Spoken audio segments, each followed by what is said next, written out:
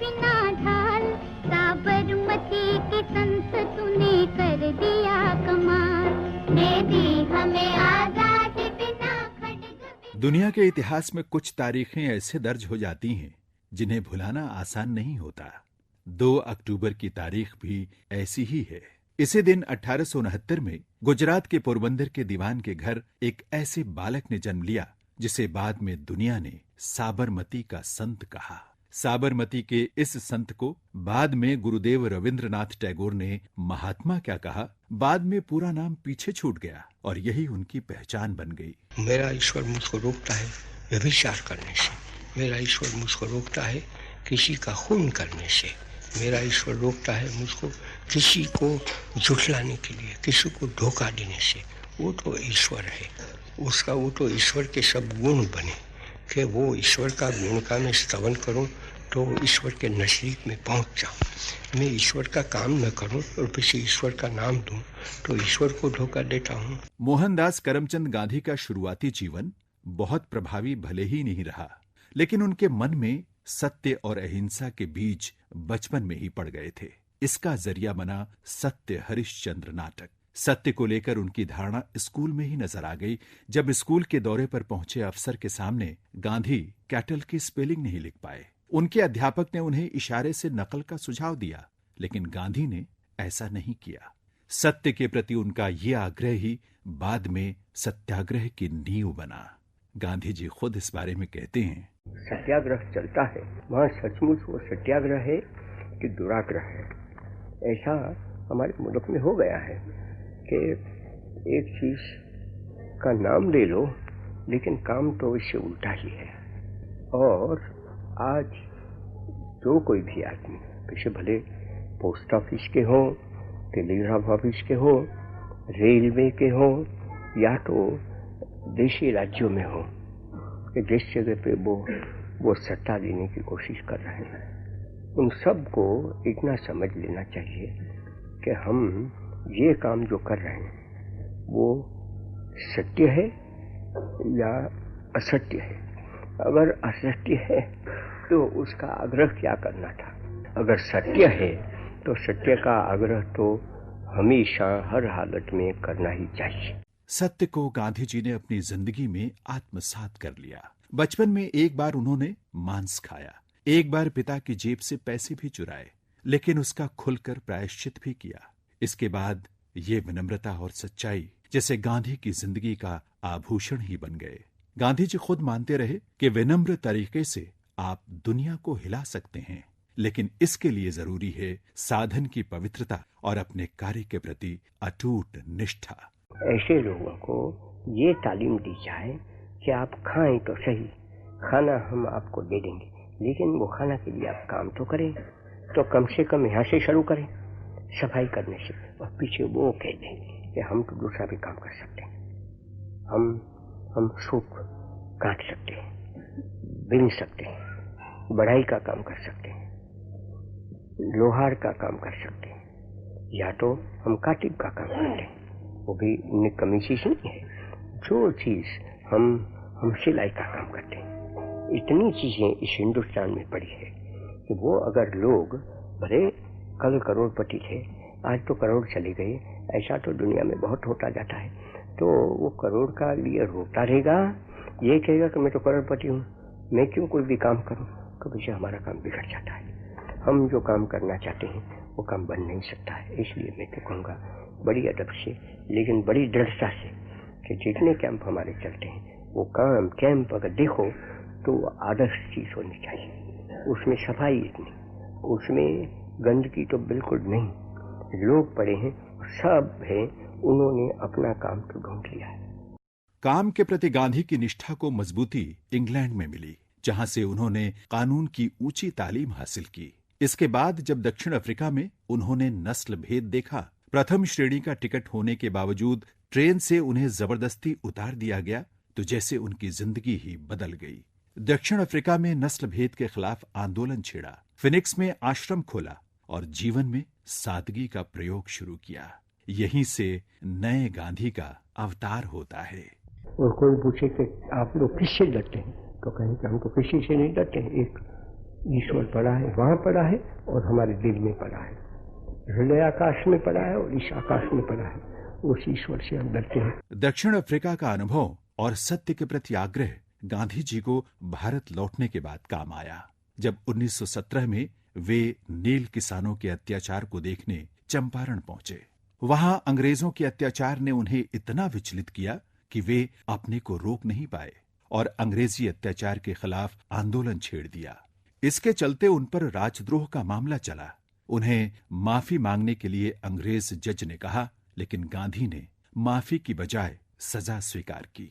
गांधी की लोकप्रियता का आलम यह था कि जज को उन्हें रिहा करना पड़ा। इसके बाद ही उन्हें महात्मा के तौर पर जाना गया। যদি তোর ডাক শুনে কেউ না আসে তবে একলা চলো রে। चंपारण में उन्होंने गरीब किसानों की भलाई के लिए काम तो किया, उनकी दशा सुधारने के लिए अभियान भी चलाया, उनकी स्वच्छता पर भी ध्यान दिया। गांधी जी के लिए आजादी से ज्यादा जरूरी स्वच्छता थी। 1903 में कोलकाता के कांग्रेस अधिवेशन के दौरान ही उनका ध्यान देश की गंदगी की तरफ गया। गांधी जी ने खुद कहा है, मैं किसी को भी अपने गंदे पांव के साथ मेरे मन से नहीं गुजरने दूंगा। हरिद्वार में जब कुंभ का मेला था तो हमारा सबका काम था कि वहाँ के जो कैंप का सैनिटेशन था, वो सैनिटेशन फजर में करने के लिए हम निकल जाते थे। और वो सब जो मेला करते थे, यात्री लोग आते थे, वो सबको तो उसका साफ कर देते थे। सिवाय मुझको तो चैन नहीं हो सकता था और सबको वो तालीम दी गई। लेकिन मैं कहूँगा कि उसका पहला काम ये है कि अपनी कैंप है उसको बिल्कुल साफ रखना। भारत लौटने के बाद गांधी जी ने अपने गुरु गोपाल कृष्ण गोखले के कहने के बाद देशव्यापी रेल यात्राएं की थी। इसी दौरान उन्हें गरीबी से सीधा साबका पड़ा। देश का मानस समझने में भी ये यात्राएं मददगार बनी। उन्हें महसूस हुआ कि जब तक गरीबी दूर नहीं होगी, हर हाथ को काम नहीं मिलेगा, तब तक देश में बदलाव नहीं हो सकता। इसके लिए उन्होंने खादी की कल्पना की और चरखे को स्वदेशी आंदोलन का प्रतीक बना दिया। हिंदुस्तान ने मान लिया कि चरखा है वो तो अहिंसा का प्रतीक है, उसकी निशानी है। आज वो निशानी तो गुम हो गई। अगर वो निशानी रहती तो आज हमारे सामने जो चीज बन रही है वो तो नहीं बनने वाली थी। देखते ही देखते गांधी की शख्सियत ऐसे चुंबक में बदल गई जिसके पीछे क्या आम क्या खास सब खिंचते चले आए। ये देख महान वैज्ञानिक आइंस्टाइन ने कहा था, आने वाली पीढ़ियों को आश्चर्य होगा कि हाड़ मांस का एक ऐसा पुतला भी था। दरअसल गांधी जी ने सत्य, अहिंसा और अपरिग्रह को अपनी जिंदगी में ऐसे आत्मसात किया कि उनका जीवन खुली किताब बन गया। उन्होंने खुद कहा है, भविष्य इस बात पर निर्भर करता है कि आज आप क्या कर रहे हैं। इसी दम पर उन्होंने भावी भारत के स्वराज का सपना देखा। मेरी व्याख्या के स्वराज में तो हम एक दूसरे को भाई भाई समझकर बैठे। हमारे दुश्मन कौन हो सकते हैं और क्या हमारे भाई दुश्मन होंगे? मुसलमान के दुश्मन हिंदू सिख और हिंदू और सिख के दुश्मन मुसलमान, या तो उन दोनों के सिख पीछे ख्रिस्ती या तो पारसी यहूदी कोई भी हिंदुस्तान के हो, ऐसे कैसे दुश्मन हो सकते? हम तो दुनिया में किसी को दुश्मन बनाना नहीं चाहते, हम किसी के दुश्मन बनना नहीं चाहते। स्वाधीनता को लेकर गांधी जी की ये धारणा आज भी प्रासंगिक है। वे कहते हैं, जब से कोई महिला रात में सड़कों पर स्वतंत्र रूप से चलने लगेगी, उसी दिन से कह सकते हैं कि भारत ने स्वतंत्रता हासिल कर ली है। गांधी जी का मानना था कि बिना गांवों के विकास के भारत में बदलाव नहीं लाया जा सकता। वे कहते हैं, कानून तो ये कहता है, सच्चा कानून, कि अगर पंचायत राज है, लोगों के नाम से ही राज चलता है, लोगों के काम से ही राज चलता है, तो लोगों के पास से पैसा तो लेना पड़ेगा, लेकिन वो पैसा लेते हैं उससे 10 गुना उनके घर में जाना चाहिए। भारत की पहचान सदियों से कृषि प्रधान देश की रही है। चंपारण में किसानों की दुर्दशा को लेकर उनके मन में जो पीड़ा हुई वो ताजिंदगी रही। इसीलिए किसानों की हालत को सुधारने को लेकर उनका अपना विशेष नजरिया था। किसानों को पूरा दाम न मिले या तो बहुत कम दाम मिले, तो ऐसा तो होना नहीं चाहिए। तो किसानों को ज्यादा दाम दें, वो तो मैं समझ सकूंगा, और वो किसानों को ज्यादा दाम देते हैं, इससे कोई दाम बढ़ता है, वो तो दूसरी बात हो गई। तो ये तो विशेष शुद्ध कोड़ी की बात हुई, सच्चा हिसाब करने की बात हुई। तो हिसाब सच्चा करें और हिसाब बता दें कि देखो इतना तो किसानों को मिला है और इसमें कोई दूसरा खा नहीं सकता है, सीधा किसानों की जेब में चला जाता है। आजाद भारत के लिए गांधी ने जो सपना देखा था उसमें उद्योगपतियों का भी अपना स्थान था। गांधी जी उद्योगपतियों से भी खास उम्मीद रखते थे। मैं ये कहूँगा जितने फैक्ट्री ओनर से उनका सबका ये परम धर्म हो जाता है कि वो आपस में मिलकर ऐसा करें कि जिससे सारा हिंदुस्तान देखें कि नहीं वो तो आज हमको आज़ादी मिल गई है, तो आज़ादी में तो हम शुद्ध कोड़ी ही कमाएंगे और आज़ादी में हम लोगों को दगा नहीं देंगे। ब्रिटिश साम्राज्यवाद के खिलाफ गांधी ऐसी आवाज रहे जिसकी एक अपील हर भारतीय के दिल में उतर जाती थी। लेकिन रेडियो से अपनापा बनाने में उन्हें झिझक रही।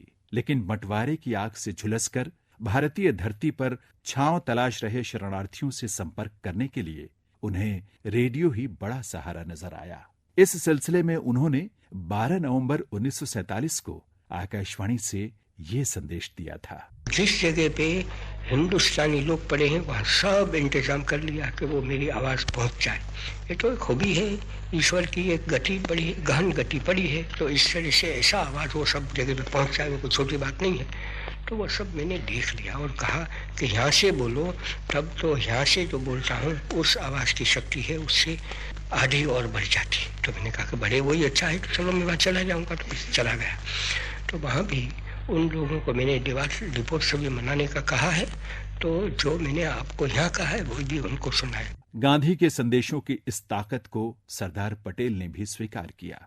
1928 के बारडोली सत्याग्रह के दौरान पटेल ने कहा था, मुझे विश्वास है कि इस रास्ते पर जो हमें गांधी जी ने बताया है उसी पर चलेंगे तो हमारी जगह दुनिया में ऊंची होगी। मैं आज तो ये आपको कहने के लिए आया हूं कि जो पुराना हिंदुस्तान जिसके लिए कभी कभी हमें शर्मिंदा होना पड़ता है कि इतनी सदियों तक हम गुलाम रहे, लेकिन आज जो हम आजाद हुए हैं वो आजाद हिंदुस्तान के सुपुत्रों का एक कर्तव्य है कि इसको फिर गुलाम बनने न दे। गांधी जी की विनम्रता की ताकत को पूरी दुनिया ने देखा। गांधी जी की इस ताकत को प्रधानमंत्री मोदी गहराई से समझते हैं। वे कहते हैं, महात्मा गांधी ही ऐसे व्यक्ति थे जो सभी को मतभेदों से ऊपर उठकर उपनिवेशवाद से लड़ने के लिए एक साथ लेकर आए और वैश्विक मंच पर भारत के कद को बढ़ाया। प्रधानमंत्री की नजर में गांधी देश के रत्न हैं। 2 अक्टूबर हम सबके लिए पवित्र और प्रेरक दिवस होता है। यह दिन माँ भारती के 2 सपूतों महात्मा गांधी और लाल बहादुर शास्त्री को याद करने का दिन है। पूज्य बापू के विचार और आदर्श आज पहले से कहीं ज्यादा प्रासंगिक है। महात्मा गांधी का जो आर्थिक चिंतन था, अगर उस स्पिरिट को पकड़ा गया होता, समझा गया होता, उस रास्ते पर चला गया होता, तो आज आत्मनिर्भर भारत अभियान की जरूरत ही नहीं पड़ती। इतिहासकारों का मानना है, ताकत के दम पर भारत को आजाद नहीं कराया जा सकता था। वो सत्य, अहिंसा और असहयोग के औजार ही थे जिन्होंने अंग्रेजों को हिंद को छोड़ने के लिए मजबूर कर दिया। गांधी जी कहा करते थे, ये हथियार उनके खोजे नहीं हैं, भारतीय परंपरा में पहले से ही ये मौजूद हैं, बस मैं उन्हें सिर्फ याद दिला रहा हूं। जिंदगी की हर समस्या का समाधान गांधी के विचार है। दुनिया में जब तक असमानता रहेगी, गरीबी रहेगी, ताकतवर कमजोर पर अत्याचार करता रहेगा, गांधी के विचार प्रासंगिक बने रहेंगे।